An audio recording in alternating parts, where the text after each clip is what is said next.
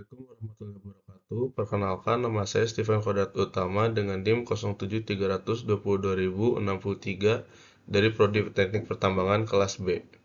Pada kesempatan kali ini saya akan mempresentasikan mengenai materi UTS Geoteknik. Yang pertama di sini yaitu menjelaskan hubungan antara lereng keseluruhan, lereng interrem, dan lereng tunggal berdasarkan gambar yang ada.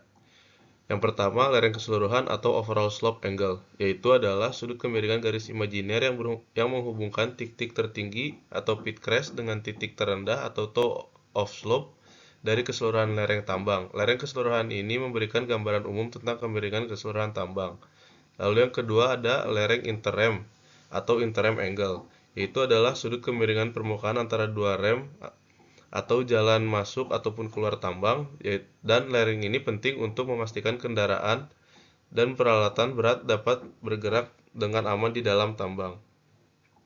Lalu ada lereng tunggal atau bench face angle, yaitu adalah sudut kemiringan permukaan setiap tingkat bench pada lereng tambang. Yaitu lereng tunggal ini sangat penting untuk stabilitas lereng dan mencegah terjadinya longsor.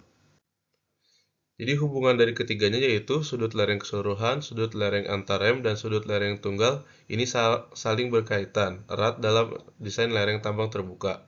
Sudut lereng keseluruhan mewakili kemiringan keseluruhan dinding tambang dari titik tertinggi hingga terendah. Sudut lereng antarrem di sisi lain menentukan kemiringan jalan akses antara tingkat-tingkat tambang. Sementara itu, sudut lereng tunggal merujuk pada kemiringan permukaan setiap tingkat atau bench. Ketiga sudut ini saling mempengaruhi. Sudut lereng keseluruhan merupakan hasil gabungan dari semua sudut lereng antarrem dan sudut lereng tunggal. Jika sudut lereng tunggal terlalu curam, maka sudut lereng antarrem juga akan lebih curam untuk menjaga stabilitas keseluruhan lereng. Maupun sebaliknya, jika sudut lereng keseluruhan terlalu curam, risiko longsor akan meningkat. Oleh karena itu, perancangan sudut lereng harus dilakukan dengan hati-hati mempertimbangkan faktor-faktor seperti jenis batuan, kondisi cuaca, aktivitas seismik, dan metode penambangan yang digunakan. Tujuan utamanya yaitu dari perancangan lereng adalah untuk mencapai keseimbangan antara produktivitas penambangan dan keamanan operasi. Lalu selanjutnya ada soal kedua,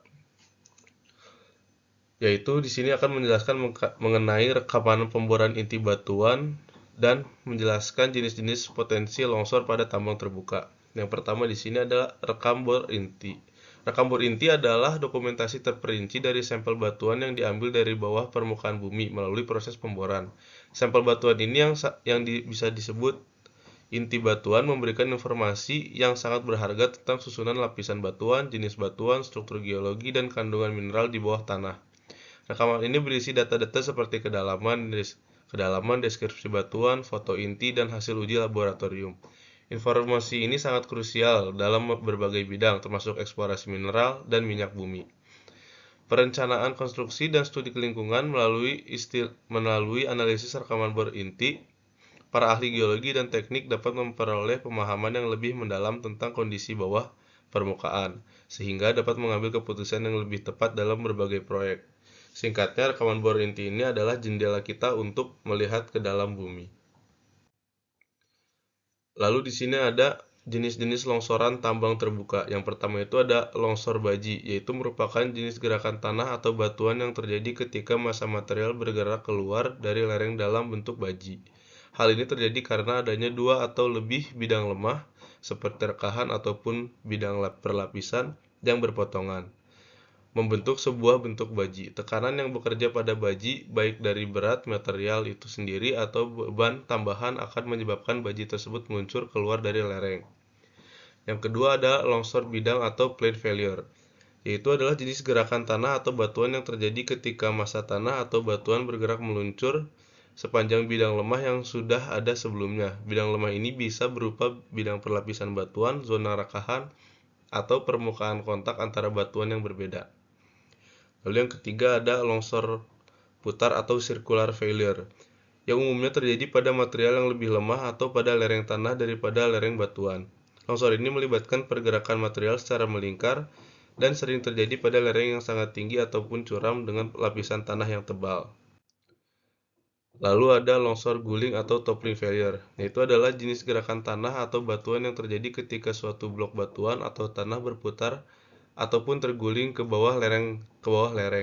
Longsor guling biasanya terjadi pada lereng yang curam dan terdiri dari batuan yang berlapis-lapis atau memiliki struktur yang tidak stabil. Blok batuan atau tanah yang membentuk lereng akan kehilangan keseimbangan dan terguling ke bawah akibat gaya gravitasi. Lalu ada longsor batuan, yaitu jenis longsor ini terjadi ketika potongan besar batuan atau rumpun batuan longsor dari lereng tambang. Longsor batuan bisa sangat berbahaya karena kecepatan dan potensi kerusakannya yang tinggi. Lalu ada longsor bergeser. Longsor geser adalah jenis longsor yang sangat lambat dan terjadi perlahan-lahan. Biasanya terjadi karena pengaruhnya gravitasi dan perubahan suhu, serta dapat merusak struktur tambang seiring waktunya. Lalu ada longsor akibat ledakan. Peledakan dalam penambangan dapat merusak stabilitas lereng dan menyebabkan longsor peledakan yang tidak terkendali, atau peledakan berlebihan dapat memicu longsor yang berpotensi dan berbahaya. Lalu yang terakhir ada longsor translasi, yaitu adalah jenis longsor yang terjadi ketika blok tanah atau batuan di lereng tambang bergerak secara horizontal, tetapi tanpa rotasi. Ini dapat disebabkan oleh beberapa faktor seperti air yang meresap, perubahan tekanan, dan juga terjadi penurunan kestabilan lereng. Lalu di sini ada soal dari nomor 3, yaitu menjelaskan pengaruh ukuran terhadap kekuatan batuan dan diagram Moore, seperti yang ada di bawah. Pertama di sini adalah pengaruh ukuran terhadap kekuatan batuan. Pada gambar A ini menunjukkan dengan jelas bagaimana semakin banyak rekahan atau join pada suatu masa batuan, maka kekuatan batuan tersebut akan semakin berkurang, yaitu dikarenakan ada 3 poin. Yang pertama, luas bidang lemah, yaitu semakin banyak rekahan, semakin luas pula bidang lemah yang ada. Bidang-bidang lemah ini menjadi jalur mudah bagi batuan untuk pecah atau bergerak ketika diberikan gaya. Yang kedua, konsentrasi tegangan, yaitu adanya rekahan menyebabkan tegangan terkonsentrasi pada ujung-ujung rekahan, sehingga batuan lebih mudah retak ataupun pecah pada titik tersebut. Lalu yang ketiga, reduksi ukuran blok, yaitu semakin banyak rekahan, maka semakin kecil ukuran blok-blok batuan. Blok-blok batuan yang lebih kecil umumnya memiliki kekuatan yang lebih rendah dibandingkan dengan blok batuan yang lebih besar. Lalu, diagram Moore. Diagram Moore ini adalah alat grafis yang digunakan untuk menganalisis tegangan pada suatu titik dalam material. Dalam konteks soal ini, diagram Moore digunakan untuk menggambarkan hubungan antara tegangan normal dan tegangan geser pada suatu bidang dalam masa batuan, yaitu garis kekuatan besar merupakan garis lurus. Garis kekuatan geser merupakan garis lurus pada diagram Moore yang mewakili kekuatan geser maksimum yang dapat ditahan oleh satu material pada berbagai tingkat tegangan normal. Lalu ada sudut geser dalam, yaitu sudut antara garis kekuatan geser dengan sumbu horizontal mewakili sudut geser dalam dan material. Sudut ini menunjukkan resistensi material terhadap geseran. Lalu yang terakhir ada kohesi, yaitu titik potong antara garis kekuatan geser dengan sumbu vertikal yang mewakili kohesi dan material. Kohesi itu sendiri adalah kekuatan ikat antara partikel material. Pada diagram tersebut, kita dapat melihat bahwa kekuatan geser puncak atau peak shear strength-nya dicapai saat tegangan geser mencapai nilai maksimum yang bisa ditahan oleh batuan. Seiring dengan peningkatan tegangan normal, tegangan geser puncak juga meningkat sesuai dengan hubungan linear pada persamaan yang ada pada gambar. Lalu yang terakhir di sini ada soal nomor 4, yaitu menjelaskan dari gambar-gambar yang telah diberikan. Pada gambar A ini menunjukkan sebuah lereng dengan beberapa retakan-retakan yang merupakan bidang lemah pada batuan yang dapat menjadi jalur masuknya air hujan ke dalam tubuh batuan.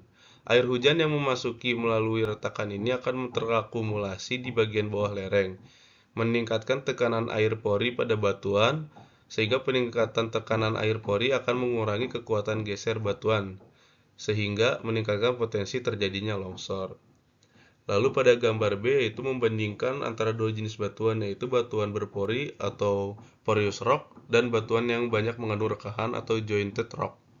Batuan berpori memiliki rongga-rongga yang saling terhubung, sehingga air dapat dengan mudah meresap ke dalam batuan. Batuan yang banyak mengandung rekahan juga memungkinkan air untuk bergerak dengan mudah di sepanjang rekahan tersebut. Pada kedua jenis batuan ini, air yang terakumulasi dapat meningkatkan tekanan air pori dan memicu terjadinya longsor.